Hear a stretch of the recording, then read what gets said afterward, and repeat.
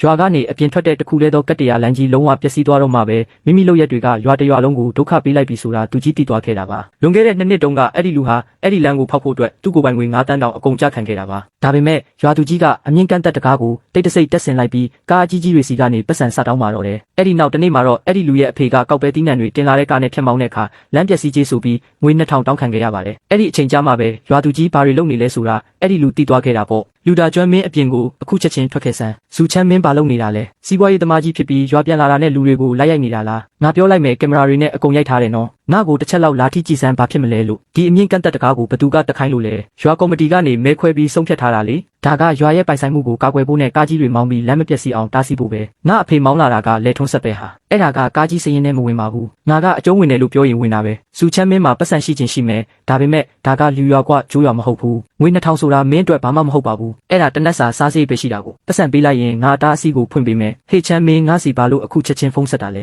ဲနေဦးငါနိုင်ပြီဦးလေးလူကျွန်တော်ရွာထိပ်မှာရောက်နေတယ်လူတာကျွမ်းကကျွန်တော်ဖေရဲ့ကားကိုတားပြီးငွေ2000တောင်းနေလို့ဦးလေးဒါကိုတိလားအော်အေးပါငါတိတာပေါ့ဒါကျွမ်းကစီကံအတိုင်းလုပ်နေတာပဲလေစီကံအတိုင်းဟုတ်လားကျွန်တော်ဖောက်ထားတဲ့လမ်းမှာကျွန်တော်အဖေကကိုကောက်ပဲတင်းနံတွေကိုတဲတာတော့ပတ်စံပေးရမယ်ပေါ့အဲ့လိုတော့ဘယ်ဟုတ်မလဲဗျာမင်းလမ်းဖောက်ပေးခဲ့တာတော့ဟုတ်တာပေါ့ဒါပေမဲ့မင်းရွာကိုလှူခဲ့တာမဟုတ်လားတခါတည်းလှူပြီးသားဆိုတော့အဲ့ဒါကအများပိုင်ပစ္စည်းဖြစ်သွားပြီလေလူတိုင်းကလည်းဒီစီကံတွေကိုသဘောတူထားကြတာငါလည်းဘာမှမတတ်နိုင်ဘူးကွာဦးလေးလူတကယ်ပဲအဲ့ဒီလိုလုပ်မှာတော့လားချမ်းမင်းလဲငါနေရာကိုကိုချင်းစာကြည့်ဦးငါကရွာတရွာလုံးအတွက်တာဝန်ရှိတဲ့သူလေငါကမင်းတို့မိသားစုကိုပဲအခွင့်ထူပေးလိုက်ရင်တခြားကားတွေကလည်းအဲ့ဒီလိုပဲလိုချင်ကြမှာပေါ့အဲ့ဒီလိုဆိုရင်လမ်းကြီးပျက်စီးသွားလိမ့်မယ်ကဲငါဖုန်းချလိုက်တော့မယ်ကြားတယ်မလားရွာသူကြီးကိုယ်တိုင်ကအဲ့လိုပြောလိုက်ပြီလေတထေးကြီးစုရဲပတ်စံသာပေးလိုက်စမ်းပါမင်းဒီလိုနဲ့အဆုံးတက်လိုက်တာကတော်တော်ကောင်းတဲ့အစီအစဉ်ပဲမဟုတ်လားရပြီလေလူတာကျွမ်းမင်းကတော့တတိရှိလားချီလားအေးအဲ့ဒါမျိုးမှပေါ့ပတ်စံလက်ခံရရှိပါပြီအတားအဆီးကိုဖွင့်ပေးလိုက်အားလုံးရဲ့အချိန်တွေကိုဖြုံးမနေပဲအစကတည်းကဒီလိုလုပ်လိုက်ရမှာတထေးကြီးစုခမ ्या ကဒီလမ်းကိုအဲ့လောက်တောင်သုံးချင်နေမှာတော့နောက်တစ်ခါကျရင်လက်ငင်းငွေယူလာဖို့မမေ့နဲ့အောင်နော်မင်းတို့အဲ့ဒီလမ်းကိုမင်းတို့ရဲ့တချိုင်းဖြစ်ပဲတင်ထားလိုက်တော့ချမ်းငါတောင်းပန်ပါတယ်ကွာငါကအတုံးမကျတဲ့သူပါငါကြောင့်နဲ့မင်းငွေ2000တောင်ဖြုံးလိုက်ရပြီအဖေအဲ့ဒါကအလားကဖြုံးလိုက်တာမဟုတ်ပါဘူးအဲ့ဒါကသူတို့အတွက်နိုင်ရေးကူငွေပေးလိုက်တာပါမန်နေဂျာ1ကုမ္ပဏီမှာရှိတဲ့မြေတူးဆက်ကြီးတွေနဲ့လမ်းဖြတ်ဆက်တွေအားလုံးကိုဒီကိုလွှတ်လိုက်ပါအခုချက်ချင်းထွက်လာခဲ့ပါဘာကြီးချမ်းမင်းကရွာကလူတွေအကုန်လုံးပတ်စံရအောင်ကူညီဖို့နဲ့စီးပွားရေးလုပ်ဖို့ရွာကိုစွတ်ပြန်လာခဲ့တာလေမင်းငွေ9 တန်းအကုန်ကြခံပြီးလမ်းဖောက်ပြီးတော့ကတော့လူတိုင်းကမင်းကိုနတ်ဖျားတစ်ပါးလိုဆက်ဆံခဲ့ကြတာဒါပေမဲ့အခုသူတို့ပုံစံကိုလည်းကြည့်ဦးယူတာကျွမ်းအိမ်ဆောက်တုံးကသူ့ရဲ့အုတ်တင်ကားတွေကြောင့်လမ်းဘေးတွေပျက်စီးကုန်တာကိုဘယ်သူမှမတားခဲ့ကြဘူးသူတို့တွေကငါတို့ကိုတိတိတတ်တတ်မဲ့ရည်ရွယ်ပြီးလုပ်နေတာအော်ချမ်းမင်းပြန်လာပြီပဲမင်းနဲ့ဒါကျွမ်းရွာထိပ်မှာတော်တော်ပြင်းပြင်းထန်ထန်ရန်ဖြစ်ကြတယ်လို့ကြားလိုက်တယ်အတော်ဘာကိစ္စရှိလို့လဲ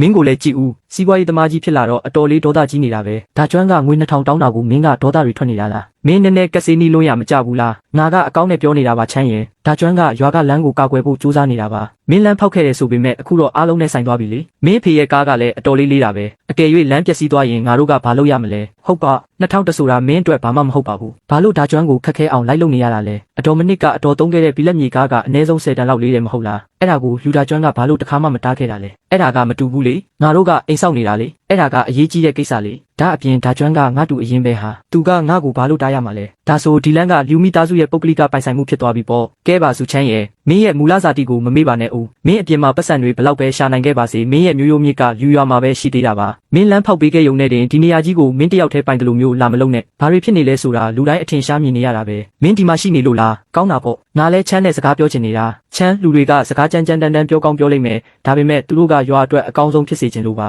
မင်းလမ်းဖောက်ပေးခဲ့တာကိုငါတို့ကျေးဇူးတင်ပါတယ်ဒါပေမဲ့မင်းပတ်စံစိုက်ထုတ်ပေးခဲ့ရုံနဲ့လူတိုင်းကမင်းပြောသမျှကိုလိုက်လို့ရမယ်လို့တော့မျှော်လင့်လို့မရဘူးလေဦးလေးလူကျွန်တော်တခုလောက်သိချင်လို့အဲ့ဒီအမြင့်ကန့်တက်တကားကနေရတဲ့ဒဏ်ငွေတွေကတကယ်တမ်းဘယ်တဲကိုရောက်သွားတာလဲအဲ့ဒါကရွာရဲ့ဘဏ္ဍာငွေလေအဲ့ဒီပတ်စံတွေကိုလမ်းပြုပြင်ထိန်းသိမ်းဖို့အတွက်သုံးမှာပေါ့မင်းကငါ့ကိုအိတ်ထဲထည့်ထားတယ်လို့ဆွဆွဲနေတာလားကျွန်တော်ကဒီအတိုင်းမေးကြည့်တာပါကျွန်တော်ဒီလမ်းကိုဖောက်တုံးကအစာချုပ်ထဲမှာကျွန်တော်မှအသုံးပြုခွင့်ရှိတယ်လို့ရှင်းရှင်းလင်းလင်းဖော်ပြထားတာနော်အဲ့ဒါကလွန်ခဲ့တဲ့တစ်နှစ်ကလေလက်ရှိမူဝါဒအရကျေးလက်လန်းတွေကိုရွာကပဲစုပေါင်းစီမံခန့်ခွဲရမယ်လို့ဆိုထားတာဒါတွေကရွာရဲ့စီကံအစ်တွေပဲရွာသား3 ပုံ 2 ပုံကလည်းလက်ပွေနှိပ်ပြီးလက်မှတ်ထိုးထားကြတာကားကြီးတွေရွာထဲဝင်ရင်အခကြေးငွေပေးရမယ်လို့ရှင်းရှင်းလင်းလင်းရေးထားတယ်လေအတိအကျပဲမင်းမှာပတ်စံရှိရင်ထူးခြားနေတယ်လို့ထင်နေတာလားစီကံတွေကိုလိုက်နာစရာမလိုဘူးလို့ထင်နေတာလားဇူချမ်းမင်းရွာကိုတကယ်ပဲစိတ်ပူတယ်ဆိုရင်လမ်းကိုပိုခိုင်ခန့်အောင်လုပ်ဖို့နောက်ထပ်တင်ပွဲ9 သိန်းလှူလိုက်လေအဲ့ဒါဆိုရင်တော့မင်းဖေကိုငါတို့တွေနောက်တစ်ခါဘယ်တော့မှမတားတော့ပါဘူးကောင်းပြီလေမင်းတို့ကဒီလမ်းကိုအဲ့လောက်တောင်ဂယုစိုက်နေကြမှာတော့မင်းတို့လိုချင်တဲ့အတိုင်းအတိအကျဖြစ်စေရမယ်မင်းဘာကိုဆိုလိုတာလဲမန်နေဂျာ1မြေတူးဆက်တွေရောက်တာနဲ့ရွာထဲကိုဥတီထားတဲ့9 ကီလိုမီတာအရှည်ရှိတဲ့ကတ္တရာလမ်းတစ်ခုလုံးကိုအကုန်တူးဆော့ပစ်လိုက်ပါ